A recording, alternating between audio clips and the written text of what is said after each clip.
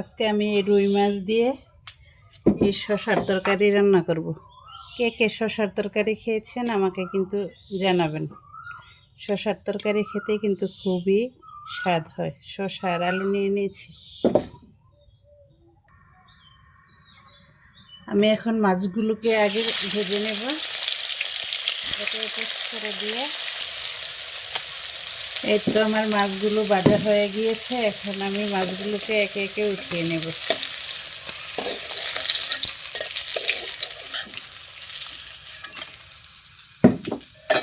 তারপরে এখানে আমি সামান্য আলু নিয়ে নিয়েছিলাম, আলুগুলো ভেজে নেব। আলুগুলো ভাজা হয়ে গিয়েছে, এখন আলুগুলো উঠিয়ে নেব। এখন আমি শসাগুলোকে ভেজে নেব।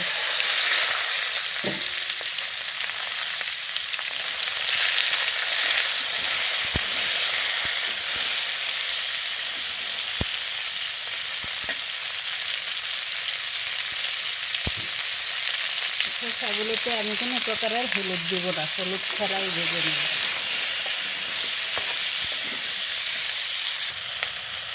এই তো দেখতে পাচ্ছেন আমার শসাটা প্রায় ভাজা হয়ে গেছে। এখন আমি এতে কাঁচামরিচ এবং পেঁয়াজ কুচিগুলো দিয়ে নেব।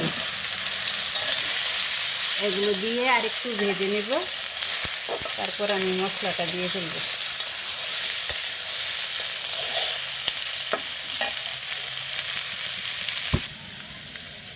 এই যে এখানে দেখতে পাচ্ছেন আমি আলুটাকেও মিশিয়ে একসাথে করে নিয়েছি। আমার এগুলো অনেক ভাজা ভাজা হয়ে গিয়েছে। আর আমি এখানে মশলা তৈরি করে রেখেছিলাম আগের থেকে। আমি এখানে কাঁচামরিচটা দিয়ে রান্না করব, মরিচের গুঁড়া তাই দিইনি। হলুদ, ধনিয়া, জিরা, রসুন পেস্ট এগুলো দিয়ে একসাথে করে নিয়েছিলাম। এখন আমি মশলাটাকে ভালোভাবে কষিয়ে নেব।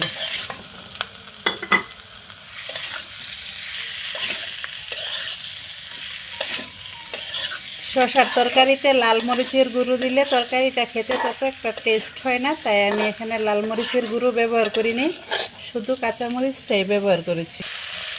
একটু আমার মশলাটা কষানো হয়ে গিয়েছে, এখন আমি ঝোল দিয়ে নেব।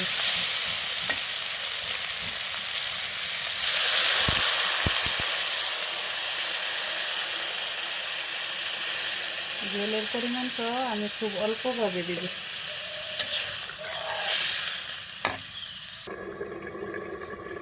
এই তো দেখেন বলক চলে আসছে। এখন আমি এতে মাছগুলো বিছিয়ে দিয়ে নেব।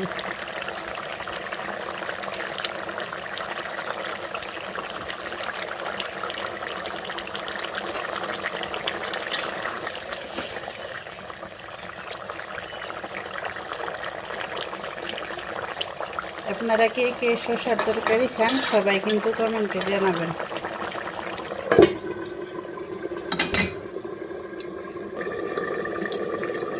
এই যে দেখুন আমার তরকারিটা হয়ে এসেছে। এখন আমি ধনিয়া পাতা দিয়ে তরকারিটাকে উঠিয়ে নেব।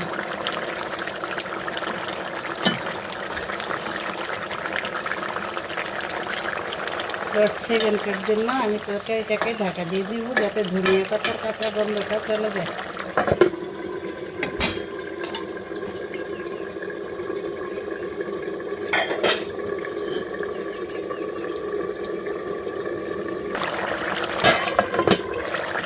এই তো আমার তরকারিটা হয়ে গিয়েছে।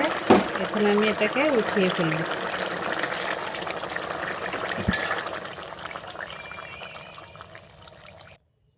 এই হচ্ছে আমার শসা তরকারির ফাইনাল লুক। আপনারা কিন্তু সবাই কমেন্টে জানাবেন কে কে শসা তরকারি খেয়েছেন আর তরকারির লুকটা কেমন হয়েছে।